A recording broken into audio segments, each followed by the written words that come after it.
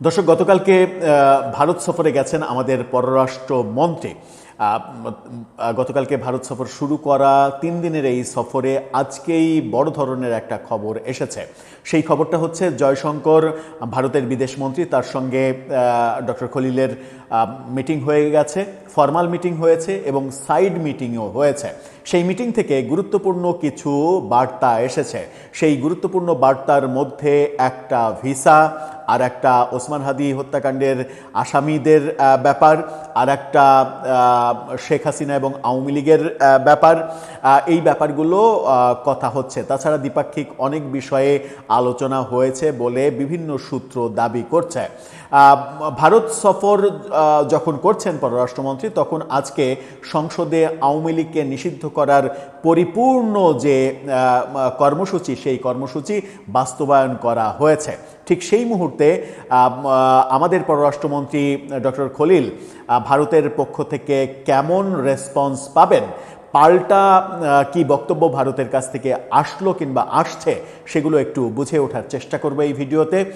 বাংলাদেশ ভারতের সম্পর্ক উন্নয়নের দিকে যাচ্ছে, নাকি আবার বাধাগ্রস্ত হবে, নাকি আজকে সংসদে যে আওয়ামী লীগ বিরোধী একটা বড় সিদ্ধান্ত হলো সেটার ব্যাপারেও ভারতের গ্রিন সিগন্যাল রয়েছে, সেটা একটু বোঝার চেষ্টা করবে এই ভিডিওতে। থাকবেন পলিটিক্স টিভির নিয়মিত আয়োজনে।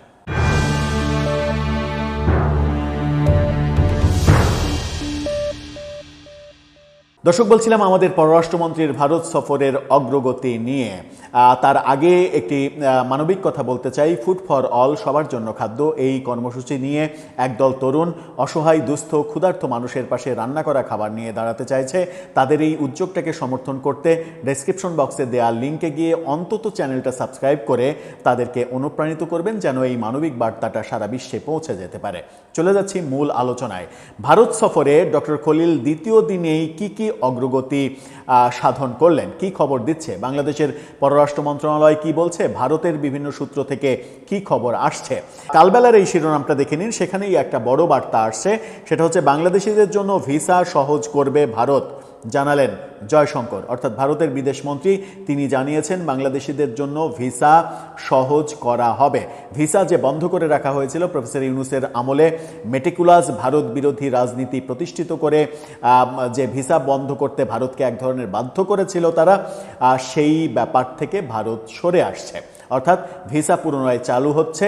বিশেষ করে চিকিৎসা ভিসা এবং বাণিজ্য ভিসা, এই দুটো আরও কিভাবে সহজ করা যায় সেই ব্যাপারে আগামী 2-3 সপ্তাহের মধ্যে কার্যকর পদক্ষেপ, অর্থাৎ পদক্ষেপ পরবর্তী কর্মসূচি শুরু হয়ে যাবে, এমনটা তথ্য পাওয়া গেছে। এবং বাংলাদেশের পররাষ্ট্র মন্ত্রণালয়, ভারতের বিভিন্ন সূত্র থেকে এটা দাবি করা হচ্ছে।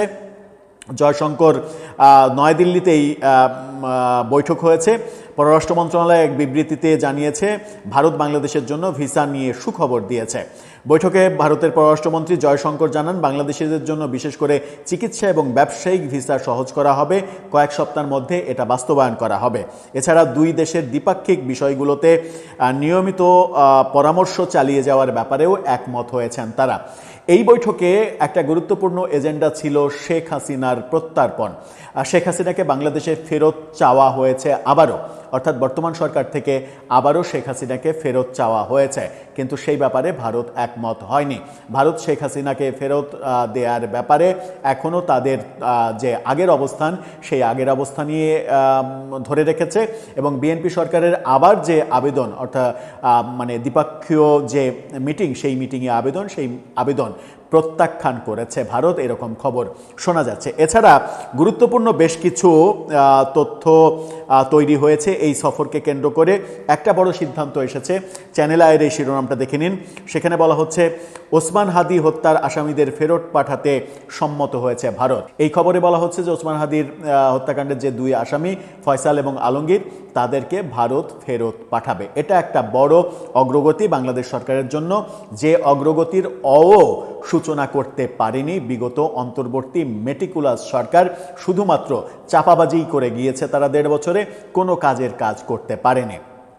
এরপরে আরেকটি খবর যেটা দেয়া হচ্ছে সেটা হচ্ছে যে এই বুধবার দুপুরে দিল্লির হায়দ্রাবাদ হাউসে জয়শঙ্করের সঙ্গে বাংলাদেশের পররাষ্ট্রমন্ত্রী ডক্টর খলিলুর রহমানের আনুষ্ঠানিক বৈঠকটি অনুষ্ঠিত হয়েছে। দুই দেশের প্রতিনিধিরা ছাড়াও জয়শঙ্করের সঙ্গে বৈঠকে বাংলাদেশের প্রধানমন্ত্রীর পররাষ্ট্র বিষয়ক উপদেষ্টা উপস্থিত ছিলেন। এদিন সকালে ভারতের কয়েকজন সম্পাদক ও জ্যেষ্ঠ সাংবাদিকদের সঙ্গে প্রাতরাশ সভায় যোগ দেন ডক্টর খলিল। বিকেলে ভারতের বাণিজ্য ও শিল্পমন্ত্রী পীযূষ গোয়েল এবং পেট্রোলিয়াম মন্ত্রী হরদীপ সিং পুরীর সঙ্গে তিনি বৈঠক করেন। ভারত থেকে যে তেল আসছে, ডিজেল আসছে, সেটা যেন আরও বেশি আনতে পারে বাংলাদেশ, আরও বেশি পায়, এবং যে পাইপলাইন আছে ভারতের সঙ্গে শেখ হাসিনা আমলে তৈরি করা যে পাইপলাইন, সেই পাইপলাইনের যে চুক্তি ছিল সেই চুক্তি অনুযায়ী অন্তত প্রতি মাসে প্রতি বছরে যে তেল আসার কথা সেই তেলটা যেন আসে, সেই ব্যাপারে একটা অগ্রগতি হয়েছে। এই বৈঠক দুটিতে দ্বিপাক্ষীয় বাণিজ্যের আরোপিত বাধাসমূহ অপসারণ, জ্বালানি সহযোগিতা নিয়ে আলোচনা হয়েছে। মঙ্গলবার সন্ধ্যায় বাংলাদেশের পররাষ্ট্রমন্ত্রী 3 দিনের ভারত সফরে গেলে বিমানবন্দরে তাকে স্বাগত জানান ভারতের নিরাপত্তা উপদেষ্টা অজিত দোভাল। এটা একটা সিগনিফিক্যান্ট ব্যাপার। অজিত দোভাল নিজে বিমানবন্দরে ডক্টর খলিলকে স্বাগত জানিয়েছেন। রাতেই দোভালের দেওয়া নৈশভোজে যোগ দেন খলিলুর রহমান। দোভালের সঙ্গে বৈঠকে আঞ্চলিক ও আন্তর্জাতিক কৌশলগত পরিস্থিতি নিয়ে আলোচনা হয়েছে বলে জানা গেছে। দোভাল ও রহমানের মধ্যে আলোচনায় ভারত বাংলাদেশ সম্পর্কের বিভিন্ন দিকও উঠে এসেছে, যার মূল লক্ষ্য ছিল সম্পর্কে একটি নতুন গতি সঞ্চার করা। তবে এই বৈঠকের বিষয়ে সরকারিভাবে কোনো কিছু স্বীকার করা হয়নি।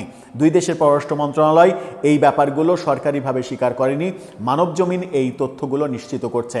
মানবজমিন আরও বলছে, জয়শঙ্করের সঙ্গে আনুষ্ঠানিক বৈঠকের বাইরে সাইড লাইনে দ্বিপক্ষীয় দুইজনের আলাদা আলাপচারিতা হয়েছে দীর্ঘ সময় ধরে। এই দীর্ঘ সময়ের আলাপচারিতায় মূলত বাংলাদেশের রাজনৈতিক পরিস্থিতি, আওয়ামী লীগ ইস্যু, শেখ হাসিনা ইস্যু সহ বিভিন্ন ইস্যু আলোচিত হয়েছে।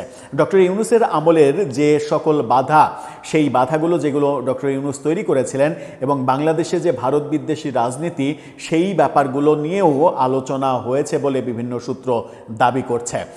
তাহলে এই ডক্টর খলিলের এই সফর থেকে আপাতত যে সুখবর বিএনপি সরকার মনে করতে পারে এসেছে, সেটা হচ্ছে ওসমান হাদির 2 আসামি তাদেরকে ফেরত দেবে ভারত। ভিসা যে অচল অবস্থা, সেই অচল অবস্থা কেটে যাচ্ছে, ভিসা দেওয়া শুরু করবে ভারত। এই দুইটা খুবই গুরুত্বপূর্ণ অগ্রগতি। সাথে তেলের ব্যাপারে একটা বড় অগ্রগতি হয়েছে, কিন্তু বিএনপি সরকার শেখ হাসিনাকে ফেরত চেয়েও সেই খাতে সেই ব্যাপারে ব্যর্থ হয়েছে। ভারত এখনও শেখ হাসিনা ব্যাপারে তাদের আগের অবস্থান ধরে রেখেছে। যখন আমাদের পররাষ্ট্রমন্ত্রীর সঙ্গে এই বৈঠকটা হচ্ছে, তখন পর্যন্ত তাদের কাছে বাংলাদেশের সংসদে যে বিল আজকে পাশ করা হয়েছে, অর্থাৎ সন্ত্রাস বিরোধী আইন অধ্যাদেশ 2026, সেই বিলে যেটা আওয়ামী লীগের নিষেধাজ্ঞা আরও দীর্ঘায়িত হতে পারে, সেই ব্যাপারটা বৈঠকের আগে তাদের কাছে পৌঁছেছিল কিনা সেই ব্যাপারে নিশ্চয়ই কনফিউশন রয়েছে। আমার মনে হয় যে আজকের এই ইনফরমেশনটা পৌঁছার পরে ডক্টর খলিলের সঙ্গে আলোচনা কিংবা ইনফর্মাল আলোচনা কিংবা অনলাইন বৈঠক যে কোনোভাবেই হোক, এই আলোচনায় নতুন মাত্রা যোগ হবে। এখন সেখান থেকে কি খবর তৈরি হলো, আওয়ামী লীগের এই ইস্যুগুলো নিয়ে ভারত কি ভূমিকা পালন করছে, সেটা হয়তো আগামীকাল কিংবা তার পরের দিন পরিষ্কার হওয়া যেতে পারে কিছু কিছু করে। আবার কিছু কিছু পক্ষ যারা আওয়ামী লীগের সমালোচক, তারা মনে করছেন সেটা হচ্ছে যে বিএনপি যে সংসদে এই অধ্যাদেশ কিংবা বিল পাশ করলো, আওয়ামী লীগের নিষেধাজ্ঞা দীর্ঘায়িত করে দিল, এখানেও ভারতের একটা সফট গ্রিন সিগন্যাল আছে। যদি না থাকে তাহলে বিএনপি এটা করলো কিভাবে? কারণ ভারত যদি গোঁ ধরে বসে থাকে যে আওয়ামী লীগের ইস্যুতে আমরা ছাড় দেব না, যদি তোমরা আমাদের কথা না শোনো তাহলে তোমাদের সঙ্গে দ্বিপাক্ষিক সম্পর্ক আমরা তৈরি করব না, তাহলে কি সরকার এই ধরনের সিদ্ধান্তের দিকে যেতে পারত? এই প্রশ্নও অনেকে ছুড়ে দিচ্ছেন। কি হতে চলেছে? দর্শক, আপনার কাছে প্রশ্ন জানিয়ে লিখতে পারেন আমাদের কমেন্ট বক্সে।